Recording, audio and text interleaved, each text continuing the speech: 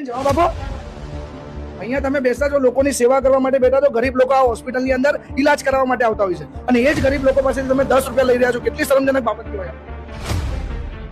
બોલો બેન જવાબ આપો, તમે 10 રૂપિયા કેમ લીધા?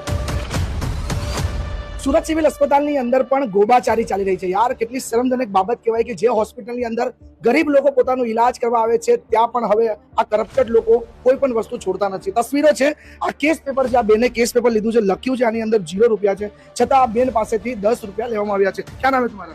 सजदा बेगम। तो आप जब यहाँ केस पेपर निकलवाने आए तो कितना रुपया लिया? 10 रुपए दिया। 10 रुपया दिया ना? तो आपने उनको बोला नहीं कि इसमें 0 लिखा हुआ है? नहीं बोले, हम लोग अनपढ़ लोग का जाने 10 मालूम नहीं था इसलिए 10 रुपए दिए। ખરેખર શરમજનક બાબત કહેવાય કે જે સ્થાનિક ગરીબ લોકો છે તેમને ખબર નહોતી હોતી કે કેસ પેપરના કેટલા પૈસા લાગે છે.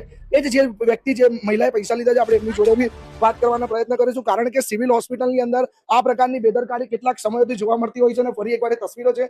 બેન, તમે પેલા જે મહિલા છે જે લોકો કેસ પેપર નીકાળે છે તેમની પાસેથી તમે 10-10 રૂપિયા લઈ રહ્યો છો અને પેપરની અંદર કાયદેસર 0 લખેલું છે કે 1 રૂપિયા એમની પાસેથી લેવાનો નથી, છતાં તમે એમની પાસે 10 રૂપિયા કેમ લીધા? બોલો બેન જવાબ આપો. અહીંયા તમે બેસા છો, લોકોની સેવા કરવા માટે બેઠા તો ગરીબ લોકો આ હોસ્પિટલની અંદર ઈલાજ કરાવવા માટે આવતા હોય છે અને એ જ ગરીબ લોકો પાસેથી તમે 10 રૂપિયા લઈ રહ્યા છો. કેટલી શરમજનક બાબત કહેવાય. બોલો બેન જવાબ આપો, તમે 10 રૂપિયા કેમ લીધા?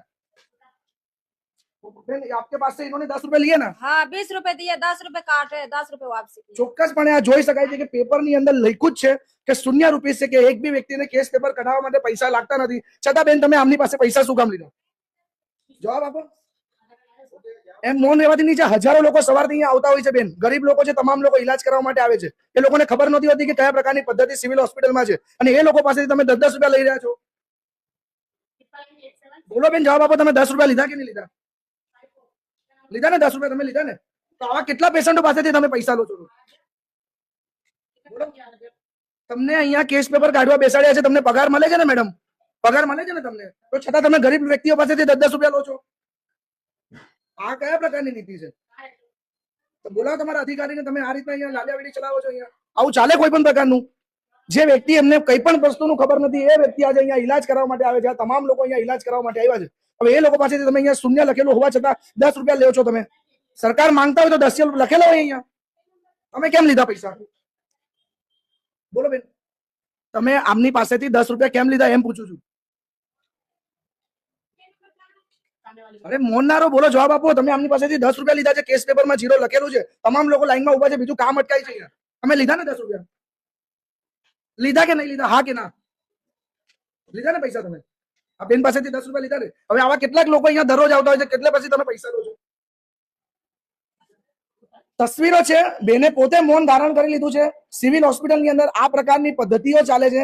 કેસ પેપરના નામે 10-10 રૂપિયા લેવામાં આવ્યા છે, છતાં લાઈનો લાગેલી છે. તમામ લોકો અહીં કેસ પેપર કઢાવવા માટે આવતા હોય છે અને એ જ હોસ્પિટલની અંદર આવા પ્રકારની પદ્ધતિ કયા પ્રકારે? સિવિલ હોસ્પિટલમાં ગરીબ અને સ્થાનિક લોકો આવતા છે જેમને પોતે નથી ખબર હોતું કે કયું ડિપાર્ટમેન્ટ ક્યાં છે અને કઈ વસ્તુ ક્યાં છે, અને એ જ વસ્તુની અંદર જયારે કેસ પેપર કઢાવો, આ કરાવો, પેઢું કરાવો, અને એ બધી વસ્તુઓને લઈને 10-10 રૂપિયા લેવામાં આવે છે. અને ચોક્કસપણે અહીંયા લખેલું છે કે અહીંયા 1 પણ રૂપિયા લેવાનું નથી, 0 રૂપિયા લખેલું છે, છતાં બેન દ્વારા 10 રૂપિયા લેવામાં આવ્યા છે. એટલે જોઈ શકાય છે કે સુરત સિવિલ હોસ્પિટલની અંદર કયા પ્રકારની ગંભીર બેદરકારી ચાલે છે. તંત્ર માત્ર કાગળો પર કામ કરતું હોય તેવું પણ જોવા મળે છે. અધિકારીઓ મોટા મોટા રાઉન્ડો મારે છે, પણ તેમને જ નથી ખબર હોતી કે તેમના સિવિલ હોસ્પિટલની અંદર કયા પ્રકારની પદ્ધતિ અને કયા પ્રકારની ગોબાચારી ચાલી રહી છે. આ સમગ્ર ઘટના લઈને તમારું શું કહેવું છે કમેન્ટ બોક્સમાં જરૂરથી જણાવજો.